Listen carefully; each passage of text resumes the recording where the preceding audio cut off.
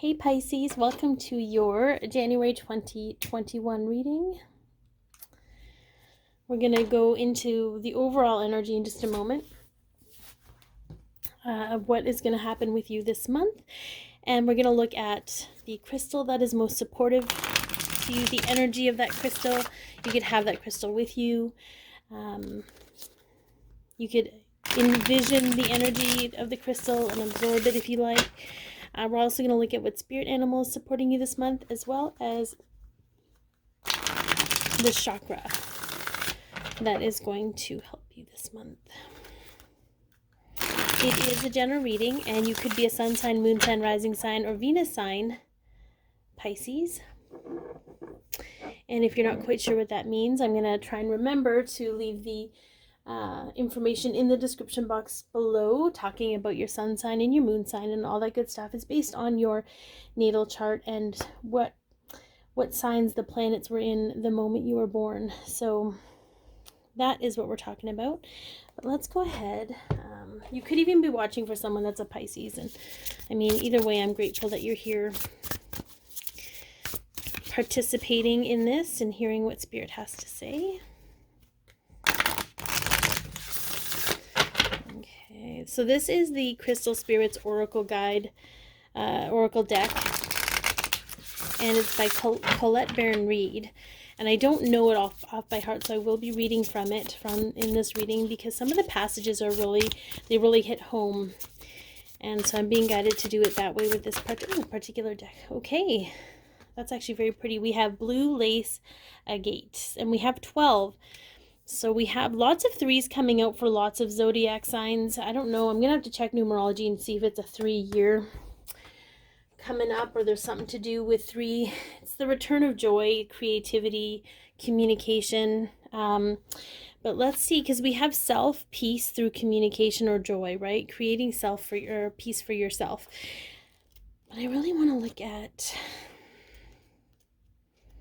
peaceful acceptance, stress-free non-attachment, freedom from unnecessary drama. I love it. Okay, I feel like this is totally 6 of Swords energy for you, Pisces, where you're like, ain't got no time for drama. I'm gonna find inner peace. Gonna look for peace within myself. I'm gonna look at things and I'm gonna be like, you know, is there drama in this? Do I need to attach myself to it? If it's not serving me in some way or teaching me a lesson in some way, I'm gonna step out. And I really feel like that's a beautiful energy for you. Okay, let's see what spirit animals we have for Pisces for January 2021. What spirit animal is here to assist you this month? Okay. The horse. How beautiful is that? Okay.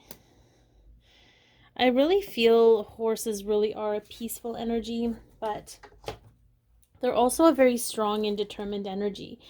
So very grounded in your resolve to create peace for yourself. I think that's really beautiful. Let's see if I can pick up some keywords here from, this is the spirit animal deck from Kim Kranz. Momentum, freedom, expansive energy, and force. Okay. When you're out of balance, you're going to want to run away or feel weakened by it, but the balanced energy of the horse is determination and not letting anything deter you or stop you. So I think that's where sometimes the Pisces energy can make you want to escape. I really feel like you're going to want to face things head on, but not in a confrontational way, in a very just in a way of standing in your own peace and truth. Okay.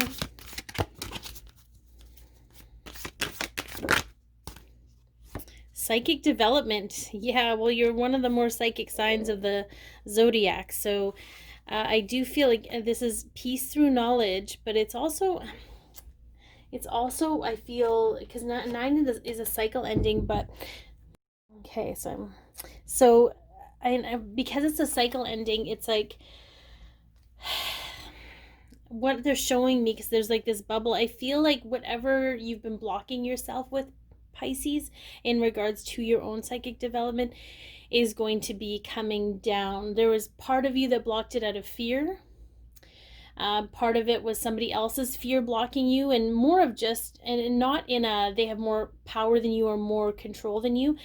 It's more of a way of, how do I put this? See if it'll come to me.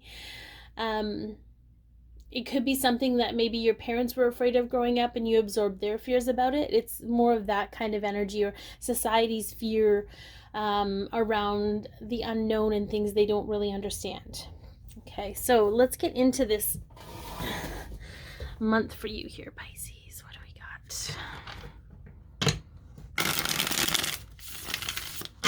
I do feel a very calm energy right now. I feel like you're going to be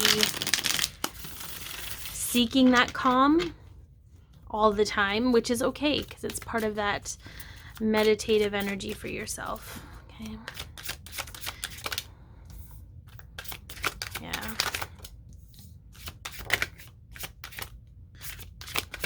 I just heard it's time for you to flee the nest, little bird, whatever that means.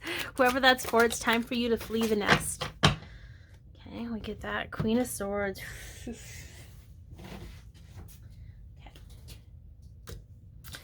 We have the Eight of Cups. Okay. And what I think is very interesting about this card is this person's on a bird flying away and saying goodbye, and the giant's letting them fly.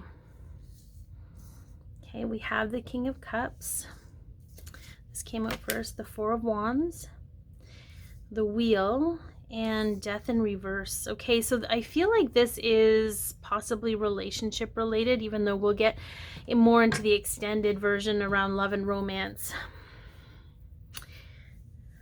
I mean, the King of Cups in reverse can be drama, but I really feel there needs to be some kind of emotional mastery with the relationships that you're in or that you have, in order for the wheel to turn. But there's something here not allowing, and I think that's what it is, not allowing the transformation to take place in your energy. It could be that you're allowing the other people that you're connected with to have control over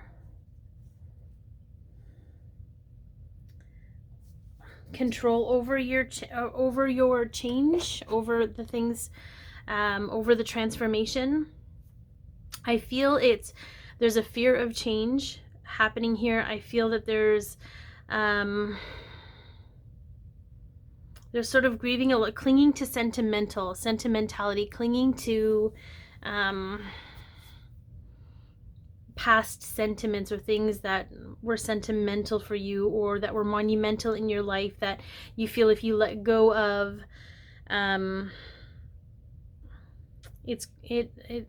because it's so tied into who you are and what you've made of yourself, you don't know who you are without it. So it's scary to try and let that go. But I really feel that you'll notice that if you don't let it go, it's going to be harder and harder for you to create a peaceful existence for yourself, because we have emotional mastery here for sure. So we have the Queen of Swords, we have the Four of Swords, which was that energy I got while I was shuffling it. The Five of Cups, yeah, this is going to be a difficult transitionary month for you, Pisces, but if you understand why it's happening for you, it won't be as dramatic or as painful as you think it might be. And what I mean by that is, I feel like some of you understand that certain relationships in your life need to come to an end, and you're sort of avoiding that ending right now because things are chaotic and you want to avoid the aftermath of the pain, right? So before I get to this line, we have the Page of Wands. And what I love about the Page of Wands card in this deck is he's like, everything behind him is burning to the ground and he's okay. He's okay because he realizes those things behind him do not define who he is. It doesn't define his existence. So if it's a job you're attached to, if it's a relationship, if it's a life that you've built that is no longer, maybe it was never really bringing you joy and happiness, okay, it's going to come to an end. We have the World card here.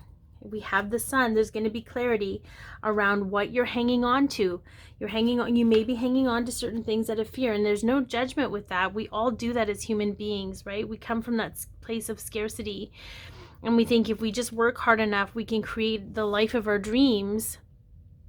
But sometimes in our desperation to do that, we do that with people that aren't necessarily in alignment with us.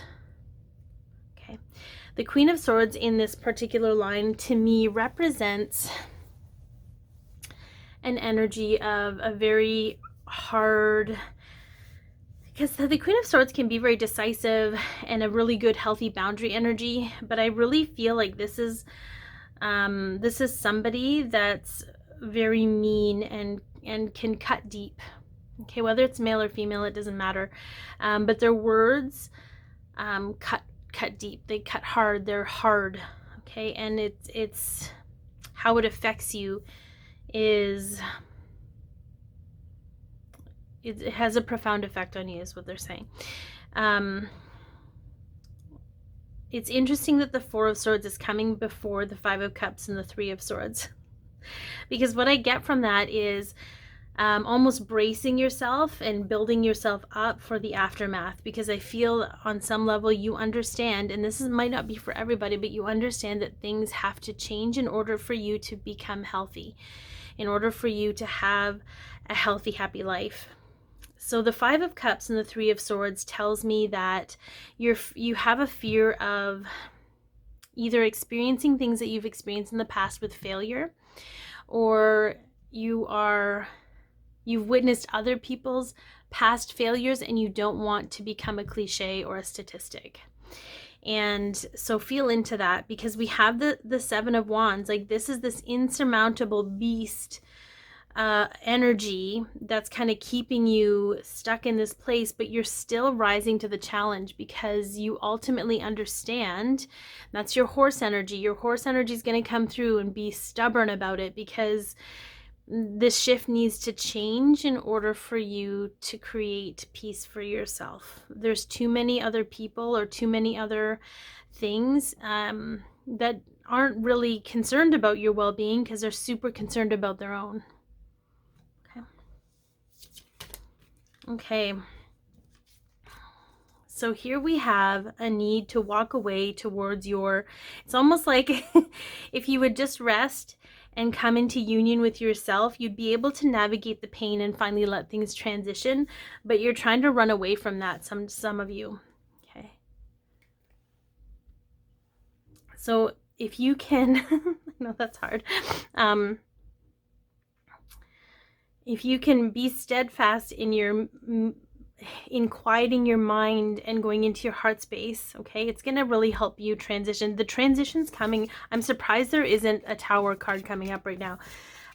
You could be given, and it's not to scare anybody, okay? The Tower card is here to help you, but you could be given another opportunity to create change for yourself without the Tower coming in and creating it for you. So just know, when a Tower comes in, it just means that your human self doesn't really know what to do. So the universe is coming in to help you. It's not a bad thing. It might feel bad in the moment, but it's really after the Tower falls and you see what's left, and then you have the ability to rebuild in what you truly want. I think that's the best gift you can have. Okay, so this is the end of the main one. We're going to get into the extended version, which we get deeper into your personal growth, your love and romance, your abundance and income, as well as what the new moon and full moon are going to do for you this month. And you can access that as a patron. I haven't decided if I'm going to come back and sell them individually yet. It's not expensive. You have access to all of the extended videos if you don't want to watch just this one, but it's in the description box below. Thank you so much for tuning in. I really appreciate you taking the time to hear me babble about stuff, and I hope it helped you. Please like, share, comment, and or subscribe. If you're a patron, just hang on, because you can just keep watching, and we're going to get into the deeper stuff right now.